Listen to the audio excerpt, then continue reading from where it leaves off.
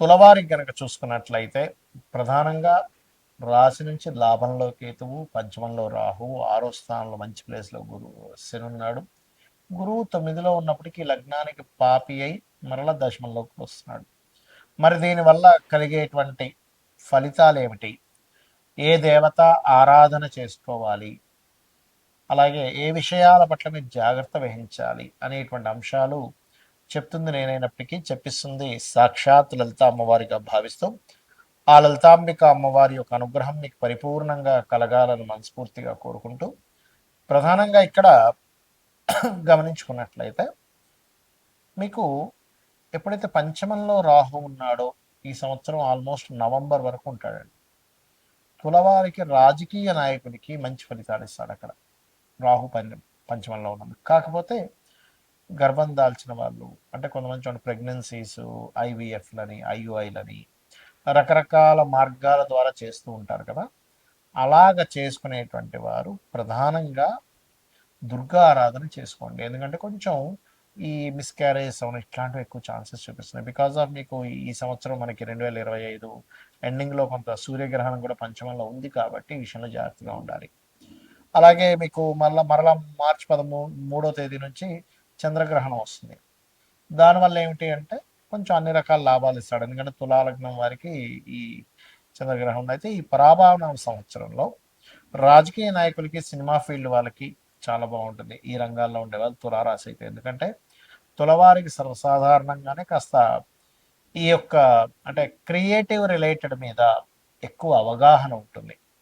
అదేవిధంగా ఫైనాన్షియల్గా చూసుకుంటే ఎప్పుడైతే గురువు దశమంలోకి మారుతాడో, కర్కాటక రాశిలోకి వస్తాడో, అక్కడ నుంచి ఫైనాన్షియల్గా చాలా బాగుంటుందని చెప్పుకోవచ్చు. ఆరో స్థానంలో ఉండేటువంటి శని ఎఫర్ట్స్, మీరు ఏదైతే జాబ్స్ కోసం పెట్టే ఎఫర్ట్స్ ఉంటాయో ఎఫర్ట్స్ బాగా కలిసి వస్తాయి. లాభస్థానంలో కేతు ఉన్నందుకు ఆయుర్వేద రంగాల్లో ఉండేటువంటి వారికి, మెడికల్ రంగాల్లో ఉండేటువంటి వారికి, జనరల్ మెడికల్లో ఉండేటువంటి వారికి కూడా కొంత అనుకూలమైనటువంటి వాతావరణం లభించనుంది.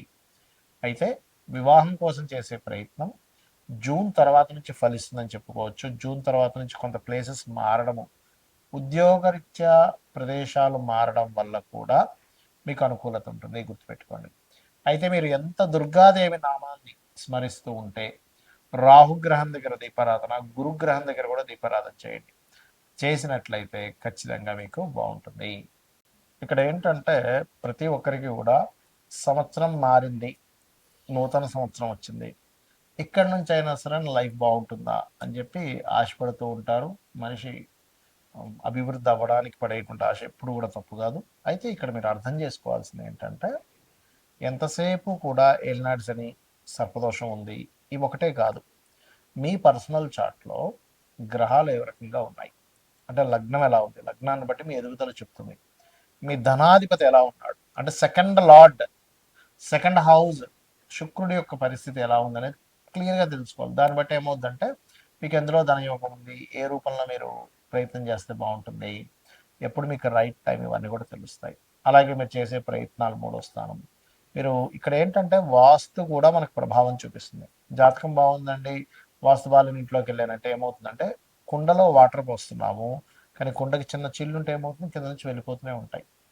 అలాగే వాస్తు బాగోనప్పుడు ఏమవుతుందంటే మీరు ఆ ఇంట్లో ఉన్నప్పుడు మీకు ఇబ్బంది కలుగుతూ ఉంటుంది. ఇక్కడ ఏంటి, మీరు ఏ డైరెక్షన్లో ఉండే ఇల్లు తీసుకోవాలి, ఎప్పుడు మీరు ప్రాపర్టీ తీసుకొని బాగుంటుంది, అసలు మీ పేరు మీద తీసుకోవచ్చా తీసుకోకూడదా, ఇవన్నీ తెలుసుకోవాలి ఇంట్లో. దాంతోపాటు ఇంట్లో ఏదైనా బాత్రూమ్స్ కొంతమందికి తెలియక ఫైనాన్షియల్గా ఎందుకు ఇబ్బంది వస్తుందంటే ఉత్తరంలో బాత్రూమ్లు ఉంటాయి, ఉత్తరంలో డార్క్ కలర్స్ ఉంటాయి, అంటే మనకి yellow, cream, red colours, pink colours ఇట్లాంటి ఉత్తరంలో ఉంటే అవాయిడ్ చేసేసి కంప్లీట్ వైట్ కలర్ ఇలా చూసుకోండి, ఖచ్చితంగా బాగుంటుంది. అలాగే మరొక విషయం ఏంటంటే ఇక్కడ సంతాన అభివృద్ధి ఎందుకు కావట్లేదు, పంచమ స్థానం, రుణము, రోగము, శత్రుత్వం, ఇవి ఎక్కువగా ఇబ్బంది పెడుతూ ఉంటాయి. వీటికి సంబంధించిన పరిస్థితి ఏమిటి?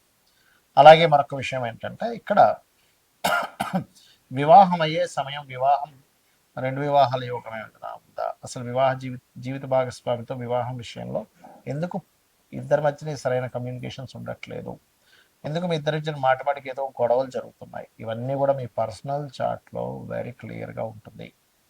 కాబట్టి ఈ యొక్క అంశాలలో మీరు కనుక ప్రయత్నం చేసినట్లయితే దాన్ని తెలుసుకొని ఖచ్చితంగా సక్సెస్ ఉంటుంది.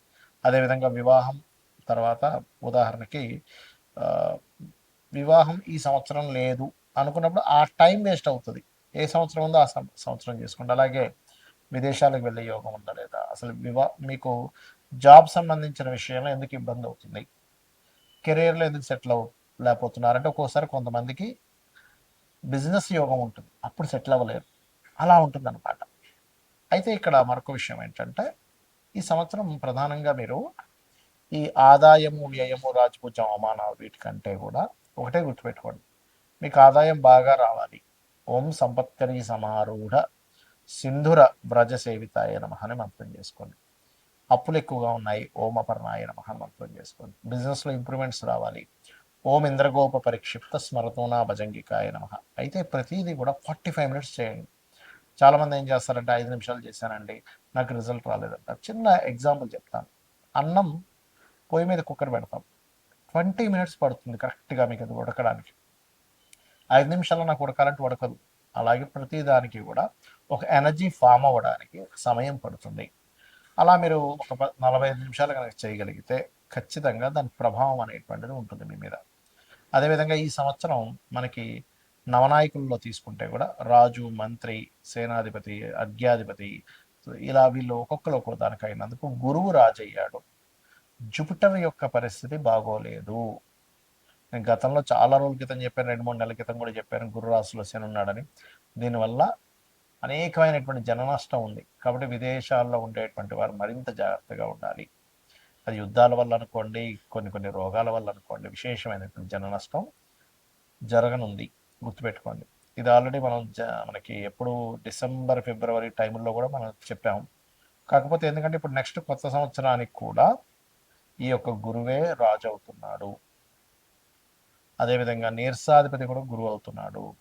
కాకపోతే వర్షాధిపతి చంద్రుడైనందుకు కాస్త చక్కగా వర్షాలు అయితే బాగా పడతాయి, ఎక్కువ రోజుల వర్షాలు కూడా ఉంటాయి.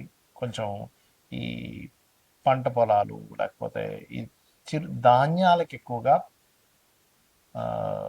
డిమాండ్ అనేది పెరుగుతుంది. ధాన్యాలకు గుర్తుపెట్టుకోండి, ధాన్యానికి ఎక్కువ డిమాండ్ పెరగనుంది. కాబట్టి ఈ యొక్క విషయాల పట్ల కాస్త మీరు అప్రమత్తంగా ఉండండి. జనాలు బంకర్స్లో దాక్కునేటువంటి సమయం రానుంది, గుర్తుపెట్టుకోండి. కాబట్టి ఈ విషయంలో జాగ్రత్తగా ఉండండి. ఇక మరొక విషయం ఏంటంటే మీరు జాతకమే తెలియదు అప్పుడు ఏం చేయాలి? సింపుల్గా రోజు లలితా సహస్రనామాలు చేసుకోండి డైలీ, ఖచ్చితంగా బాగుంటుంది. అదేవిధంగా మనకి లాస్ట్ టైం మనం చెప్పుకున్నాం, ఒక 4-5 నెలల క్రితం కూడా చెప్పాను, సిల్వర్ రేట్ విపరీతంగా పెరగనుంది. మరలా బంగారం సిల్వర్ రేట్లు ఒక రేంజ్లోకి వెళ్ళనున్నాయి, గుర్తుపెట్టుకోండి. ల్యాండ్ రేట్స్ కూడా విపరీతంగా పెరగనున్నాయి. కాబట్టి రెగ్యులర్గా లలిత చేసుకోండి, అన్ని విధాలా మీకు బాగుంటుంది. శ్రీమాత్రే నమః.